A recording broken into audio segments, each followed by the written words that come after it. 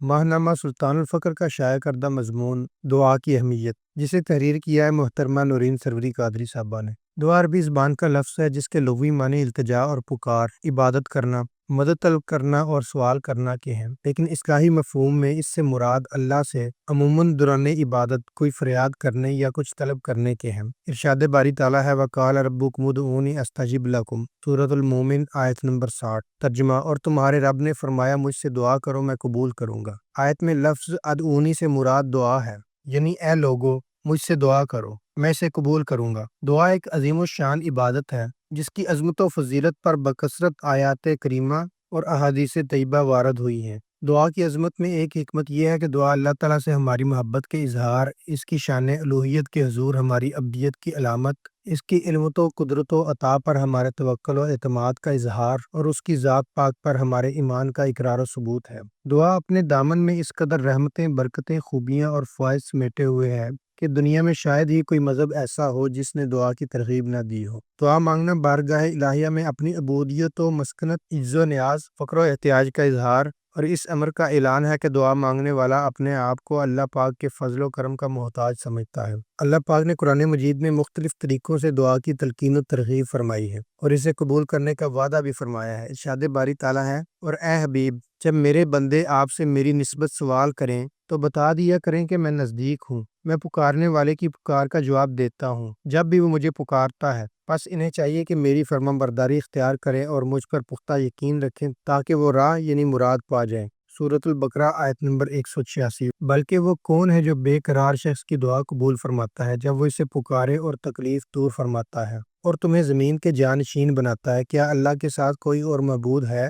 بہت کم تم نصیحت قبول کرتے ہو۔ سورۃ النمل آیت نمبر 62۔ جامع ترمذی کی حدیث نمبر 3370 ہے۔ حضرت ابو ہریرہ رضی اللہ عنہ سے مروی ہے کہ حضور نبی اکرم صلی اللہ علیہ وآلہ وسلم نے فرمایا اللہ تعالیٰ کی بارگاہ میں دعا سے زیادہ کوئی چیز محترم و مکرم نہیں ہے۔ جامع ترمذی کی حدیث نمبر 3247 ہے۔ حضرت نعمان بن بشیر رضی اللہ عنہ روایت کرتے ہیں کہ حضور نبی اکرم صلی اللہ علیہ وآلہ وسلم نے فرمایا دعا عبادت ہے۔ حضور نبی کریم صلی اللہ علیہ وآلہ وسلم نے فرمایا اللہ سے اس کا فضل مانگو کیونکہ اللہ کو یہ پسند ہے کہ اس سے مانگا جائے، اور افضل عبادت یہ ہے کہ اس دعا کے اثر سے کشادگی یعنی خوشحالی کا انتظار کیا جائے۔ جامع ترمذی 3571۔ جامع ترمذی کی ایک اور حدیث مبارکہ ہے۔ حضرت سلمان فارسی رضی اللہ عنہ بیان کرتے ہیں کہ رسول اللہ صلی اللہ علیہ وآلہ وسلم نے فرمایا تقدیر کو دعا کے علاوہ کوئی نہیں بدل سکتا اور عمر میں نیکی کے علاوہ کوئی چیز اضافہ نہیں کر سکتی۔ جامع ترمذی 2139۔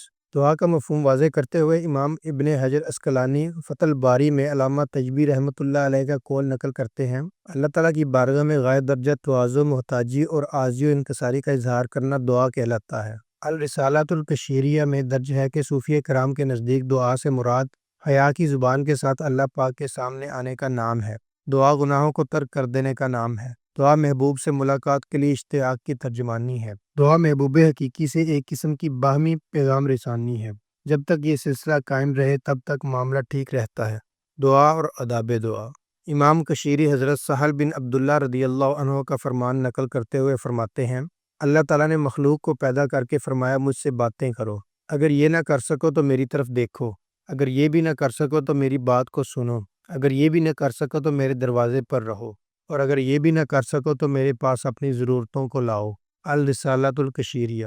سیدنا غوث اعظم حضرت شیخ عبد القادر جیلانی رضی اللہ عنہ فتوح الغیب میں فرماتے ہیں اے بندہ مومن یہ نہ کہہ کہ میں اللہ تعالیٰ سے دعا نہیں کروں گا، کیونکہ جو میری قسمت میں ہے چاہے مانگوں یا نہ مانگوں وہ مجھے مل جائے گا، بلکہ اے بندے دنیا و آخرت کی ہر وہ چیز جس کی تجھے حاجت ہے بشرطے کہ وہ حرام یا فساد کا سبب نہ ہو اللہ تعالیٰ سے طلب کر۔ یہ نہ کہو کہ میں اس سے سوال کرتا ہوں اور سوال شرف قبولیت حاصل نہیں کرتا اس لیے میں اس سے سوال نہیں کرتا۔ اے بندہ خدا ہمیشہ تو اپنے رب سے مانگتا رہے وہ چیز جس کا تو سوال کرتا ہے، اگر تیری قسمت میں ہے تو تیری دعا کے بعد تجھے عطا کر دی جائے گی۔ اس وقت یہ عطا تیری توحید میں استقامت پیدا کرے گی اور مخلوق سے بے نیازی، ہر حال میں اللہ تعالیٰ کی طرف رجوع اور اسی کی ذات پاک تمام حاجات کی روائی کا باعث بن کر ایمان و یقین میں اضافہ کرے گی۔ اگر وہ چیز تیری قسمت میں نہیں ہے تو اللہ تعالیٰ اس سے تجھے بے نیازی اور حالت فقر میں رضامندی کی عظیم دولت عطا کرے گا۔ اگر محتاجی اور بیماری ہے تو تجھے اس میں راضی کرے گا، اور اگر مقروض ہے تو قرض خواہ کو سختی سے نرمی اختیار کرنے یا تیری سہولت تک تاخیر کرنے یا معاف کرنے یا کم کر دینے پر مائل کر دے گا۔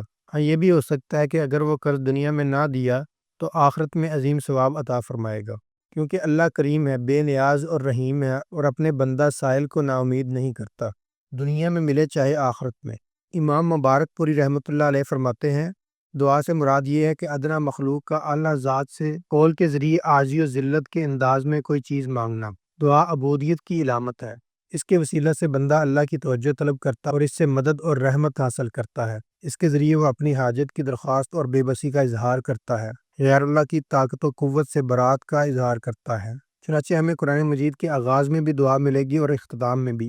سورۃ فاتحہ میں بندہ اللہ تعالیٰ کی تعریف کے ساتھ اس کے سامنے اپنی درخواست پیش کرتا ہے۔ اسی طرح معوذتین میں بھی وہ اللہ پاک کی پناہ طلب کرتا ہے۔ حضور علیہ الصلوۃ والسلام نے جب بھی دعا مانگی ہمیشہ اپنی امت کے لیے ہی دعا مانگی، کبھی اپنے لیے کچھ نہیں مانگا، ہر لمحہ اپنی امت کی فکر ہی رہی، اور اللہ پاک کی بارگاہ میں ہمیشہ اپنے اصحاب رضی اللہ عنہم اور اپنی امت کے لیے دعا گو رہے۔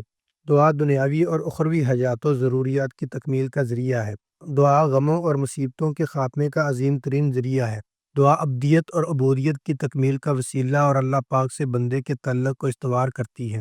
دعا اخلاص عمل کی رغبت اور خواہش کو بڑھاتی ہے۔ دعا رب کی قدرت کا اور بندے کو عاجزی کا احساس دلاتی ہے۔ دعا خالق و مخلوق کے درمیان وہ پل ہے جو مخلوق کو سیدھا خالق کے ساتھ جوڑتا ہے۔ دعا رب کائنات کو محبوب ہے۔ کوئی بھی شخص خوشی کے لمحات میں خدائے عظیم کے حضور تشکر بجا لائے یا نہ لائے، لیکن دکھ، تکلیف، پریشانی اور غم کے عالم میں وہ اپنے پروردگار کو نہیں بولتا، اس کے دل کی اتھاہ گہرائیوں سے صدائے فریاد نکلتی ہے اور اس کے ہاتھ بے ساختہ دعا کے لیے اٹھ جاتے ہیں، اور عجز و نیاز کے ساتھ خشوع و خضوع سے اپنے مالک کے آگے سجدے میں جھک جاتا ہے۔ اس اضطرار و بے اختیاری کے عالم میں اس کے ہونٹ ہلنے لگتے ہیں اور وہ گڑ گڑا کر عاجزی و بے چارگی کی حالت میں اپنے پروردگار کو پکارنے لگتا ہے۔ انسان اپنے آپ کو اپنے مالک سے اس درجہ قریب محسوس کرتا ہے کہ بار بار مانگنا اس کو گراں نہیں گزرتا، بلکہ اس کی لذت و حلاوت دو چند ہو جاتی ہے۔ ایک سچے مومن کے لیے ضروری ہے کہ وہ تنگی اور آسانی ہر حال میں اپنے پروردگار کے حضور دستے دعا دراز کرے۔ دعا انسان کی طرف کا اظہار ہے۔ دعا یہ ہے کہ انسان کسی چیز کے لیے بے پناہ خواہش مند ہو، وہ اپنا پورا وجود اس کے لیے لگائے ہوئے ہو، اور پھر اسی کو اپنے رب سے بھی مانگے۔ کچھ لوگ ایسے بھی ہیں جو صرف مصیبت اور پریشانی میں اللہ کو یاد کرتے ہیں اور اس کی بارگاہ میں دعا کے لیے ہاتھ اٹھاتے ہیں، لیکن جب مصیبت ٹل جاتی ہے تو دعا کا دامن چھوڑ دیتے ہیں، جبکہ یہ عمل اللہ کو ناپسند ہے۔ ارشاد باری تعالیٰ ہے، اور جب ایسے انسان کو کوئی تکلیف پہنچتی ہے تو ہمیں اپنے پہلو پر لیٹے یا بیٹھے یا کھڑے پکارتا ہے، پھر جب ہم اس سے اس کی تکلیف دور کر دیتے ہیں تو وہ ہمیں بلا کر اس طرح چل دیتا ہے گویا اس نے کسی تکلیف میں جو اسے پہنچی تھی ہمیں کبھی پکارا ہی نہیں تھا۔ اسی طرح حد سے بڑھنے والوں کے لیے ان کے غلط اعمال آراستہ کر کے دکھائے گئے ہیں جو وہ کرتے رہے تھے۔ سورۃ یونس آیت نمبر 12۔ سورۃ الزمر آیت نمبر 8 میں انسان کی اس بری خصلت کو یوں بیان فرمایا گیا ہے، اور جب انسان کو کوئی تکلیف پہنچتی ہے تو وہ اپنے رب کو اسی کی طرف رجوع کرتے ہوئے پکارتا ہے، پھر جب اللہ اسے اپنی جانب سے کوئی نعمت بخش دیتا تھا تو وہ اس تکلیف کو بھول جاتا ہے جس کے لیے وہ پہلے دعا کیا کرتا تھا۔ دعا میں انسان اپنے مالک حقیقی کے سامنے جو دلوں کا بھید جانتا ہے اپنی مشکلات کا ذکر کرتا ہے، اور اس عمل سے اسے ذہنی آسودگی ملتی ہے اور دل سے بوجھ ہلکا ہو جاتا ہے۔ حضور نبی کریم صلی اللہ علیہ وآلہ وسلم نے تلقین فرمائی ہے کہ چھوٹی سے چھوٹی حاجت کے لیے بھی اللہ تعالیٰ کا دروازہ کھٹکھٹانا چاہیے۔ بہقی شعب الایمان میں حدیث درج ہے، حضرت ابو ہریرہ رضی اللہ عنہ سے روایت ہے کہ حضور نبی اکرم صلی اللہ علیہ وآلہ وسلم نے فرمایا، اپنی ضروریات میں سے جو بھی مانگنا چاہتے ہو اللہ سے مانگو، یہاں تک کہ اپنے جوتے کا تسمہ بھی اسی سے مانگو، کیونکہ اگر اس کی عطا کرنے میں رضا نہ ہو تو وہ جوتے کا تسمہ بھی میسر نہ ہو۔ دعا بخشش و مغفرت کا ذریعہ ہے۔ دعا لمحہ بلمحہ زندگی میں ہمارا سہارا بنتی ہے، بلکہ عالم برزخ میں بھی ہماری ترقی کا سبب بنے گی۔ حضرت امام مسلم رحمۃ اللہ علیہ حضرت اویس کرنی رضی اللہ عنہ کی دعائے مغفرت کے متعلق اسیر بن جابر رضی اللہ عنہ سے ایک روایت نقل کرتے ہیں، حضرت عمر بن خطاب رضی اللہ عنہ کے پاس جب اہل یمن میں سے کوئی وفد آتا تو وہ ان سے سوال کرتے، کیا تم میں کوئی اویس بن عامر ہے؟ حتیٰ کہ ایک دن حضرت اویس کرنی رضی اللہ عنہ ان کے پاس گئے۔ حضرت عمر رضی اللہ عنہ نے کہا، کیا آپ اویس بن عامر ہیں؟ انہوں نے کہا ہاں۔ فرمایا، کیا آپ قبیلہ مراد سے ہیں؟ انہوں نے کہا ہاں۔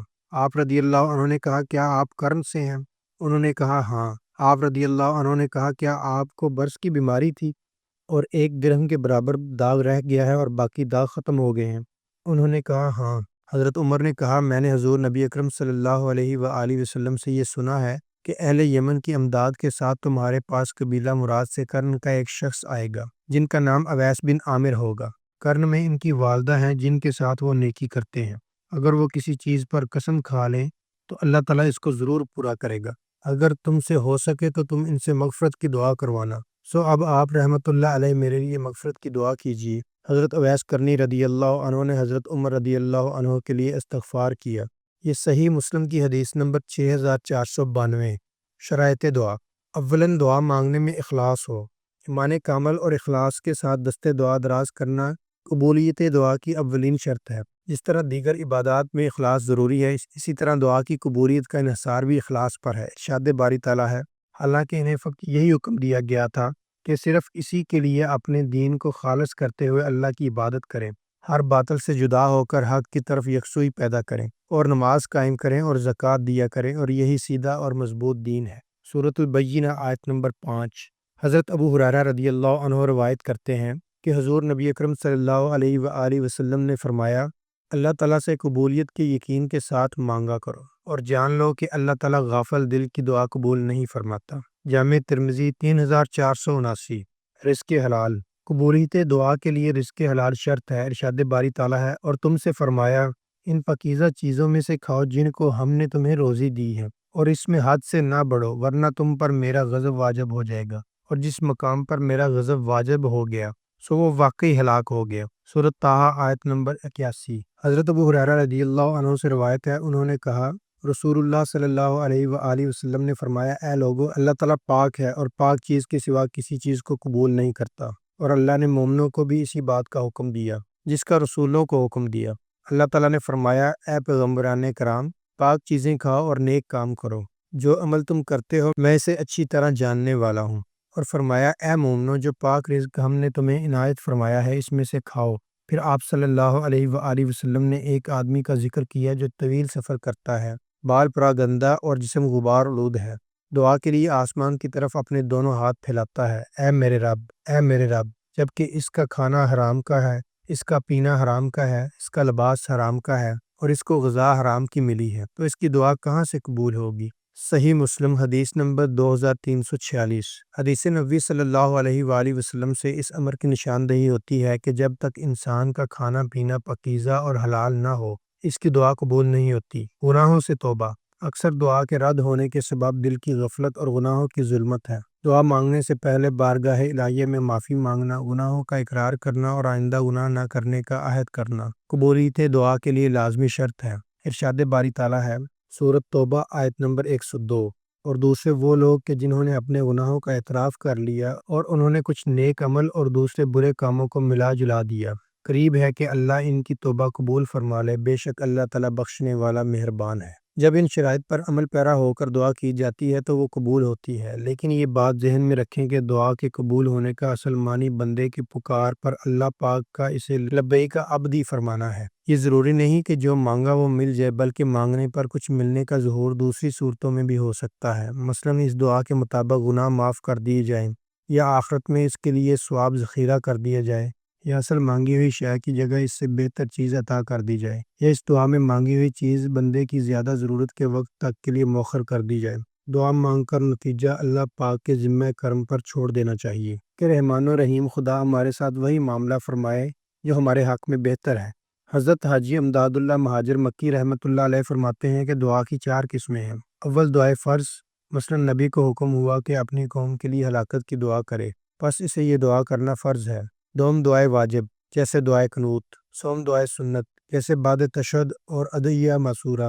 چہارم دعائے عبادت جیسا کہ عارفین کرتے ہیں، اور اس سے محض عبادت مقصود ہے کیونکہ دعا میں تذلیل، عجز و انکساری کا اظہار ہے اور تذلل حق تعالیٰ کو محبوب ہے۔ مولانا اشرف علی تھانوی رحمۃ اللہ علیہ مہمات الدعا میں رقم تراز ہیں، دعا میں جب تک کہ پورے طور پر قلب کو حاضر نہ کرے گا اور عاجزی اور فروتنی کے آثار اس پر نمایاں نہ ہوں گے، ایسی دعا نہیں خیال کی جا سکتی، کیونکہ اللہ تعالیٰ تو قلب کی حالت کو دیکھتا ہے۔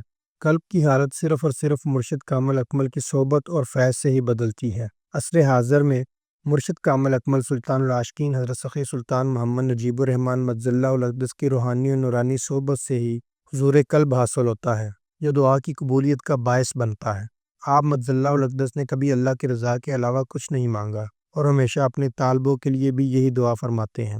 دعا ہے کہ اللہ پاک ہمیں صحیح معنوں میں پکا اور سچا مسلمان بنائے۔ اللہ پاک ہمیں دعا کی اہمیت کو جاننے کی توفیق عطا فرمائے اور ہم اپنے رب سے بار بار اور خوب مانگنے والے بن جائیں، آمین۔